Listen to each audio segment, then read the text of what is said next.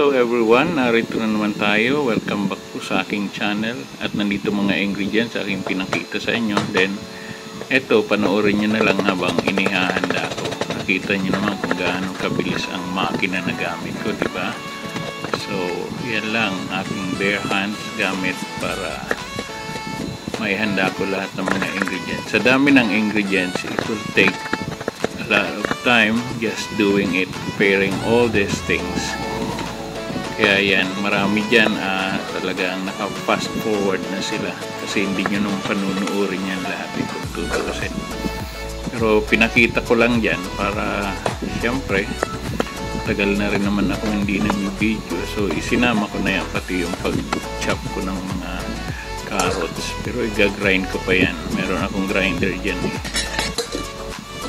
Then yung iba pang ingredients, yung chorizo right after na mag-grind ko itong mga carrots. Yan, parang panoorin nyo na lang. Nabili ko yan sa Lazada mo. Sa 200 plus yun. Pero napaka-useful since mahilig din naman talaga ako magluto. So nagagamit ko siya from time to time or every time na ako ay may mga ginagawa na sangkap na kailangang dumaan dyan sa grinder. So napakatalim niya ng mga blades na nakabit yan at hanggang ngayon di pa ako nagpapalit ng bago. Ito na yung ating chorizo de Bilbao. Sinap ko na lang ng ganyan, di ko na gaanong pinino yan dahil okay din naman na medyo malalaki yung iba. So, masarap na merong ganyan, chorizo de Bilbao. So, dati ang gamit ko po dyan ay longganisa na niluto ko. Tapos, i-chop ko rin ng pinong-pino. Pero ito, ang gamit ko ay chorizo, tsaka itong tinapa na hinimay ko muna. Then, chop ko siya ng pinong-pino para pantay na pantay yung sahog. Dalawa lang yan na malalaki. Dahil napakarami na kung tutusin. Actually, hindi ko na nga ginamit lahat yan dahil napakarami. So, ito namang cabbage, kalahati lang yan. Tama-tama lang yan. Kumbaga, itong ginagawa ko na Chinese chow fan, sarili kong version. Okay, so, yung mga ingredients yan, dinamihan ko na lang kasi una, ang target ko kasi talaga na i-cater dyan ay yung mga katatayan sa aming church. So, meron kaming gathering ng kinahapunan yan. Kaya, mas maaga kong inihanda itong mga sangkap kasi mas maigi na mas maagang mailuto ko rin para well prepared na ako pag pumunta ako sa gathering. Meron kasi kaming Bible study ng mga katatayan. Twice a month yan, Sabado, alas 7 pa ng gabi. So, as early as 5 o'clock, nag-prepare na ako niyan. Kasi matagal nga ang preparation. Then, mas maigi rin naman ang pagpupunta ako sa Bible study. Physically, nakahanda na rin ako at spiritually, nakahanda rin ako. Kaya, yun. So, yan. Sinap ko lang ng ganyang kalalaki yung cabbage kasi once naluto naman yan halos hindi mo na siya ma-recognize. Tapos yan, nag-crack din ako ng 3 extra large po yan, double yolk pa na mga itlog. Yan ang ihahalo ko rin, scramble lang, then fry, then kasama ko na yan dun sa iba. Ayan, umpisa na natin yung ating pagluluto. So, naglagay muna ako dyan ng oil. Ayan. Pinakita ko lang, nagbukas ako na. So, una ko na niluto itong scrambled egg. Kasi, isi-set aside ko pa rin naman yan pag once na naluto na. So, ayan, hinalo-halo ko habang nakasalang para hindi siya magdikit-dikit. At, kumbaga, parang kagaya ng karaniwang scrambled egg, ganyan ang pagluto niya. Okay, so once na naluto yan, set aside ko lang, then proceed ako doon sa pagluto naman ng mga aromatics. So when we say aromatics, yung mga ginagamit natin para maging mabango ang ating lulutuin. So considering na ang gagamitin natin ngayon ay garlic at onion, so yun lang. Pero other than that, yung ibang mga luto kasi pag sinabing aromatics, kasama ang luya. Pero this time, ito lang muna, garlic. Yan.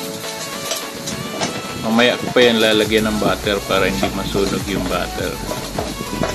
Kasi sa dami ng igigisa ko, kulang yun. Actually, yung 2 tablespoons, kukulangin siya kung ang babasehan yung dami ng lulutuin. Pero syempre, umiiwas din ako sa maraming oil. Bagamat ang gamit ko dyan ay coconut oil, which is good for the health, pero ganun pa man. Ayan nga, kalimutan ko ilagay muna yung sibuyas. Nauna ko pang ilagay yung tinapa, which is kailangan ko ring iprito siya or igisa. Bagamat luto na rin yan, mas mabango siya once na nagisa muna. Okay, so next, ano na ilalagay ko dyan? Carrots. Yung kaninang napanood nyo na grenade ko na carrots. Yan, naglagay muna ako ng konting panimutla. Tapos yung chorizo. Tapos yung sibuyas. Ayun yung carrots, ilagay ko na. Yan. So, pero sa pa lang, sa mga ingredients pa lang, parang, kumbaga, halo-halo na lasa, halo-halo na bango. Pero makita nyo yung combination, ang ganda ng kulay. Combination kasi ng lahat ng mga ingredients na yun eh. Except doon sa itlog. Yung scrambled egg, hindi ko pa inilagay. Mamaya na yan. So, ano na sunod natin? Lagay ako ng kaunting asin. Ayan. Tapos, naglagay na ako ng kalahati ng rice. Hindi yun rice. Yung ano po, repolyo. Mukhang rice, ano? Ayan. Yung repolyo yan na kinap ko ng pinong-pino. Diba? Papatawa lang eh, no? Rice daw yun. Mukha kasing rice. Ayan. Next, ano na isusunod natin dyan? Panoorin nyo pong mabuti. Lalagay pa tayo ng mga panimpla dyan. Yan yung soy sauce. Tapos yung oyster sauce, ilalagay ko na rin. Tapos, lagay na rin ako ng paminta. Then, halo-halo. Ayan. Stir. Tuloy-tuloy na paghalo para maging pantay lahat ng mga ingredients natin. So, nilagay ko na yung scrambled egg. Nakita nyo, hindi na siya buo eh. Dinurog ko talaga. Kaya, kailangan haluin mo siya habang niluluto para basag-basag na yung itlog. Meron mang konting dyan, buo-buo lang. Pero, mamaya habang hinahalo mo yan kasama ng mga kanin na ilalagay, madudurog na rin siya. Ayan, nakatodo lang apoy niyan para, kasi sa dami niyan kailangan malakas ang apoy. Ayan. Hindi ko ginamit yung wok na bagamat meron ako, pero yan kasi non-stick naman yan, so mas gusto kong lutuin dyan. Ang kasi ang wok matrabaho. Ayan, nilagay ko na yung kalahati ng rice. Hindi ko muna lalahatin kasi mahirap haluin pag marami. Napansin nyo yung rice buhaghag. Sadyang binili ko yung pangsangag talaga na bigas para hindi siya malagkit. Ang gamit kasi namin dito ay medyo malagkit na kanin. So yan, nakita nyo, durog na siya eh. Hindi siya madikit pagka hinahalo. Pag yung regular na kinakain kasi namin, medyo malagkit yun. So, buo-buo pagka sinasangag. So, ito, bumili ako ng sadya. para lang talaga dyan sa sinangag. Gusto kong paulit-ulit na gumagawa ng ganyan. Mas gusto nila yan. Masarap talaga. Ako mismo gusto ko yan. Actually, pwede pang haluan ng hotdog, pero meron ng chorizo, so meron ng meat. So, kaya hindi ko na nilagay ng hotdog. Ayan, ilagay ko yung second half ng rice. Bagong luto lang yan. Kanin na yan. Mainit-init pa nga. Yan. So, once na hinalo mo yan, halos mapantay na rin lahat yan. And, matagal ako pag nagsasangag kasi hinahayaan ko na magkaroon ng konting tutong yung ilalim, yung lumalapat sa bottom ng pan, yun yung nagiging crunchy. Kaya hahaluin ko lang yun. Minsan pagka kaunti lang yan, binabaliktad ko lang yung sa ilalim para mas marami ng part ng sinangag ay medyo crunchy. Yung bang kinakain mo na medyo may nangunguya ka na crunchy or crispy at mabango, kasi iba yung lasa kapag toasted. Kaya yan, halo lang ng halo. Tapos nakatodo ang apoy niyan para mainit na mainit ang ilalim.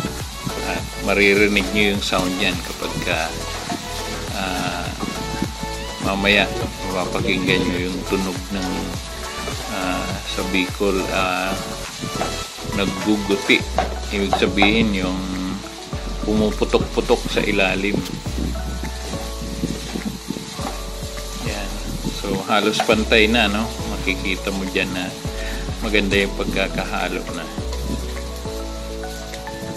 Kung papanoorin mo yan sa sa big screen, yan sa television, kitang-kita mo yan yung natural na kulay ng sinangag. Para ka nanonood ng commercial ng Chowking. Yan, halo ng halo. Kailangan ko dala-dalawa yung gamit ko na spatula para mahalo mabuti. Kasi maliit lang yung gamit ko na na pan. Actually, nasa lang yan, 400 millimeters lang yan. So, hindi ganun kalaki. Kumpara sa dami ng laman na aking sinangag dyan. Yan, hinahayaan ko lang yan na masunog yung ilalim or maging toasted yung ilalim. Kaya makita nyo, hindi ko ginagalaw. Pero from time to time, hinahalo ko rin. Naglalagay pa ako ng paminta para ma-saturate siya ng paminta. Mabango rin kasi pag may paminta eh.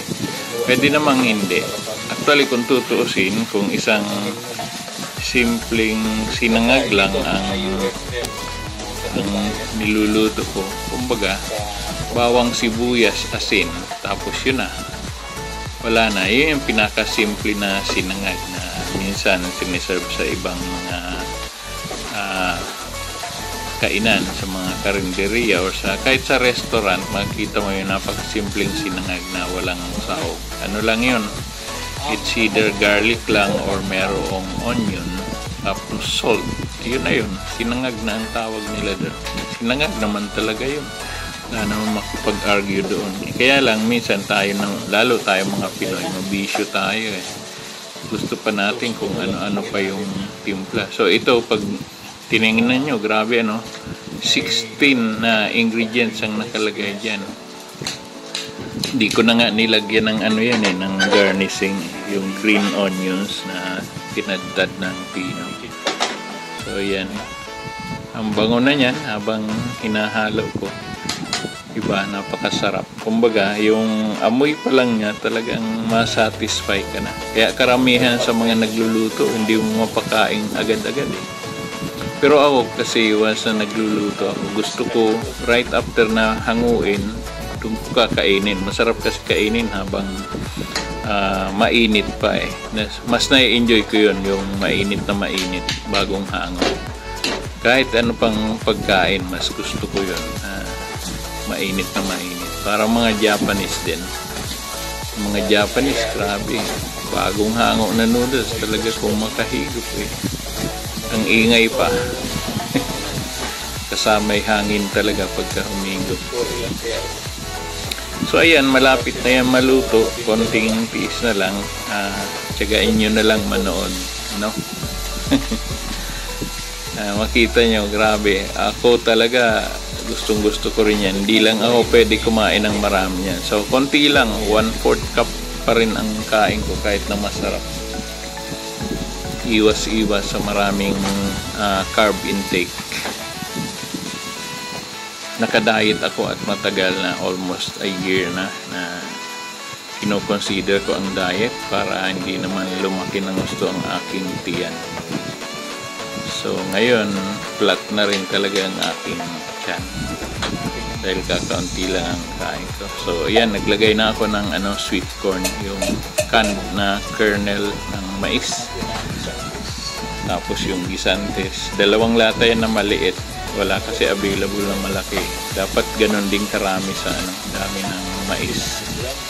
So yan na yung pinaka pang ko dyan para lalong masarap. Actually yung mga ganyan na panghalo, meron yan available sa Alphamart o kaya sa SM. Yung assorted na mga panghalo.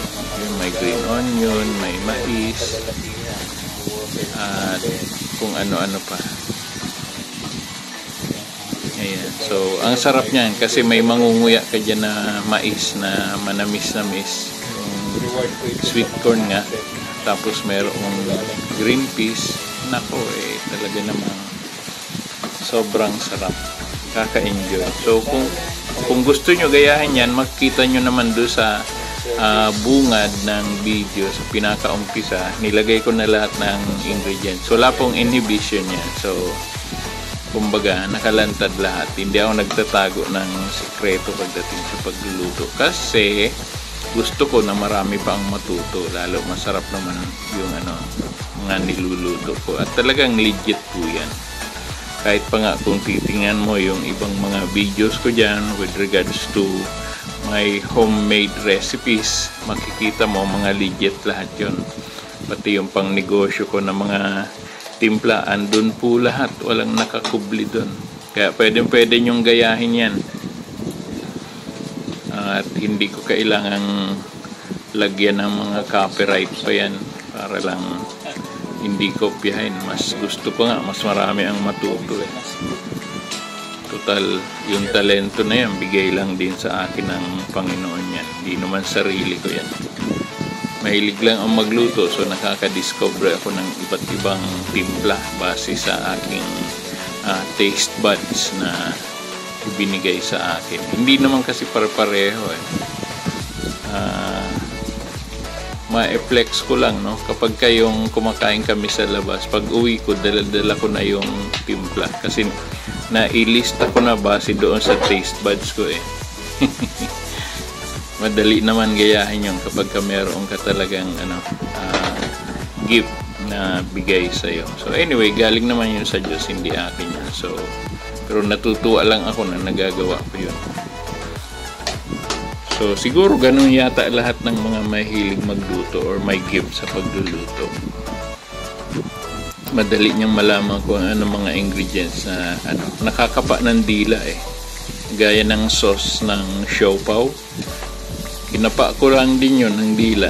Nalalasahan ko individually kung ano yung combination eh. So ganun din kahit sa anong timpla. Alright, so much for that. Malapit na rin itong matapos. Yan, konting kumbaga sa finishing touch na lang. Hinahalo ko lang maigi kasi merong mais tsaka yung gisantes na hinahalo ko. Yung green peas tsaka yung sweet corn kernel nilagay ko kanina. Mas maigi rin na mahalo siyang maigi para well distributed. Halo ng maigi, well distributed pa. So ayan, tapos na. Ganda ng kulay, di ba? Yan. konting ano lang nilagay kong toyo tsaka oyster sauce, pero ganyan na yung resulta ng white rice na niluto ko. Diba? So maraming salamat po dahil umabot kayo hanggang dulo. Salamat po sa inyong lahat. At kung gusto nyo i-share, mas mabuti para marami pang matuto, marami pang mag-enjoy ng recipe na ito. At ito po ay legit talaga. O, yan yung mais, yung guisantes. Kitang-kita nyo po pag naka-close up, no? O lalo pa kung nasa television yan pinapanood. Talagang lalo nyo may enjoy at nakakatakam talaga tingnan. Alright, so thank you so much. God bless. Bye-bye.